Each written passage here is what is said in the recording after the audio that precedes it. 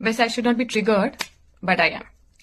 अब लोगों को पता है कि पिछले कुछ दिनों से इंस्टाग्राम के अंदर एक बैकग्राउंड स्कोर बड़ा चल रहा है। डोसा, इडली, सांबर, चटनी चटनी, अच्छी बात है, उसकी पैरोडीज भी बनी है, उसकी काउंटर भी बनी है। पर जो मजे की बात है ना कि इस पूरे टाइम के दौरान कुछ इन्फ्लुएंसर उभर के आए हैं जो ये कहना चाहते हैं कि वो इस देश की जो इतिहास है, भारत के बारे में लोगों को बताना चाह रहे हैं अपने कंटेंट के द्वारा। और इन लोगों का ये मानना है कि वो सारे लोग जो ये मानते हैं, जो ये डिमांड करते हैं कि कोई भी इंसान को, कि वो जहां पे रहते हैं, they should be knowing the local language of that particular region, that particular state. इन लोगों को लगता है, ये जो भारत के इन्फ्लुएंसर्स है, इनको ऐसा लगता है कि ये करते हुए ये लोग देश के अंदर जो प्रेम है, देश के अंदर जो मजबूती है, जो एकता है, उसको कहीं ना कहीं वो बर्बाद कर रहे हैं। मेरा पहला सवाल है, इस देश के अंदर प्रेम है कहां पे? ये एक ऐसा देश है जहां पे अभी भी धर्म के नाम पे, मजहब के नाम पे लोगों को कत्ल किया जाता है, लोगों के घर के ऊपर बुलडोजर चलाई जाती है।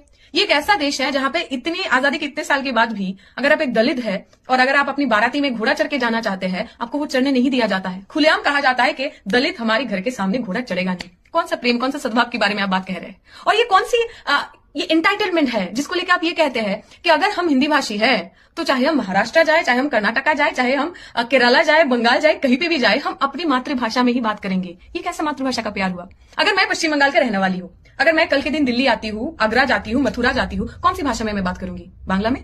करेंगे आप मेरे से बात? क्या आप कह सकते हैं पूरी नॉर्थ इंडिया में कोई भी ऐसी जगह है जहां पे आप मराठी बोल सकते हैं, तमिल बोल सकते हैं, कन्नड़ा बोल सकते हैं, मलयालम बोल सकते हैं? क्या आप ये दिखा सकते हैं पूरे नॉर्थ इंडियन प्लेन में कहीं पे भी बाहर से आए हुए लोग ये गर्व के साथ कह रहे हैं कि मैं तो अपना भाषा ही बोलूंगी, मैं हिंदी नहीं बोलूंगी? कहीं पे आप कह सकते हैं?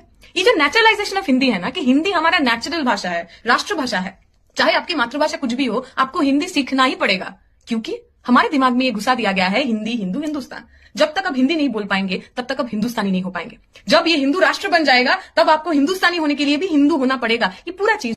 और ये कोई मैं एक भाषा को दूसरे भाषा के खिलाफ नहीं रख रही हूं। मैं ऐसा हिंदी वर्सेस तमिल, हिंदी वर्सेस बांग्ला ये बिल्कुल नहीं कह रही हूं।